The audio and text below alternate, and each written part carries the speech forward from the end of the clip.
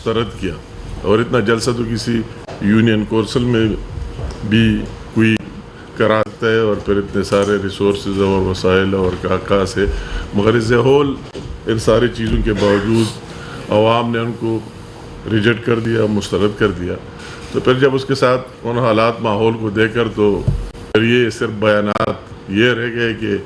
گالم گلوچ اور گالیوں تک. انتہائی قابل افسوس ہے. میں بحیثیت پختون ہوتے ہوئے یہ ہماری روایت کبھی نہیں رہی. ہم اپنی ماں بہن کو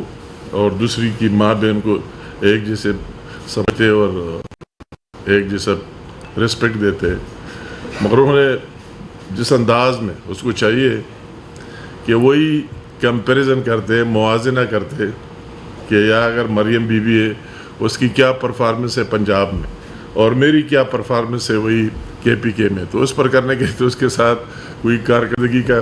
اکاؤنٹ تو اس کا بالکل بلینک خالی، اس میں تو کچھ ہے ہی نہیں، ایک پیسہ ہی نہیں ہے کہ وہ لوگوں کو دکھائے کہ یہ میری کارکردگی اور یہ پرفارمنس ہے. اور اسی کی طرح ان کو اس طرح باتیں کرنا، میں تو کہتا ہوں کہ اسی طرح باتیں کرنا بارات اور ڈول اور اس کی ڈول مول بجانا تو آپ کا عادت بھی ہے، مگر آپ کو ابھی فکر کر لینا چاہیے آپ کی جنازے کی طرف وہی تیاری کر لینے چاہیے. باراتوں کی بجائے آپ کے جنازے اور پھر آپ کو اپنے تابوت کے بارے سوچنا چاہیے کہ اس کا کیا بنے گا. انشاءاللہ تعالیٰ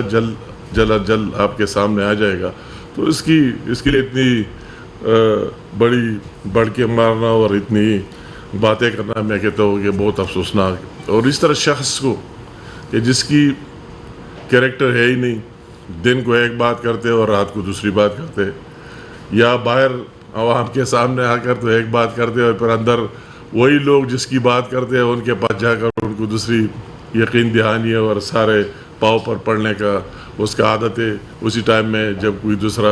آگے سامنے نہ ہو. تو میں کہتا ہوں کہ انتہائی جو کچھ انہوں نے کل جلسے میں جو الفاظ استعمال کیے ہم اس کی بھرپور مذمت کرتے. انہوں نے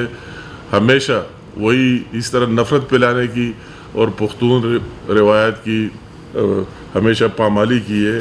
اور اس کی نفی کر دی ہے کہ جس طرح بات کر دیتے اور جس لہجے میں کرتے اور جتنا جھوٹ اس نے کل بول دیا اس ان گائیڈڈ میزائل نے، تو اس کا کوئی مثال ملتا نہیں ہے. تو میں کہتا ہوں کہ اس طرح شخص کو جس کو اپنے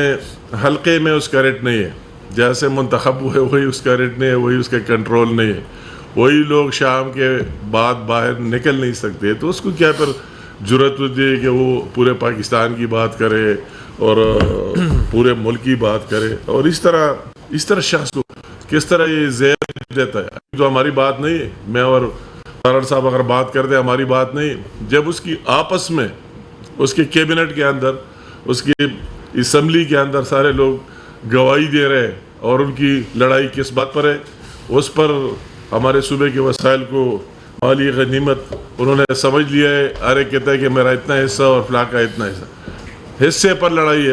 پرسنٹیج پر لڑائی ہے، شیئر پر لڑائی ہے، اور دن بدن وہی سب آپ کے سامنے آ رہے تھے. تو اس کو کس طرح جرأت ہوتی ہے اس کی وہی اس غریب صوبے کی بات کر لینی چاہیے. بات کرنے تو اس کے ساتھ ہے نہیں. اس کے میں بالکل حیران ہوں اس بات کے بعد کہ اگر ہم دونوں شہباز شریف صاحب کے کیبنٹ کا حصہ ہے، اگر ہم یہاں لگ جائیں کہ یہ ہے وہ ہے، تو اس کے بعد کیا جسٹیفیکیشن بننی ہے. خود وزیر آپ کے گواہ بن گئے. ہم نے اگر ہمارے بارے کہتے ہیں کہ آپ ٹھیک نہیں کر رہے، تو جب آپ کے اپنے لوگ وہی کہہ رہے پھر اس کو رات کو بلا کر ڈرا دھمکا کے جس طرح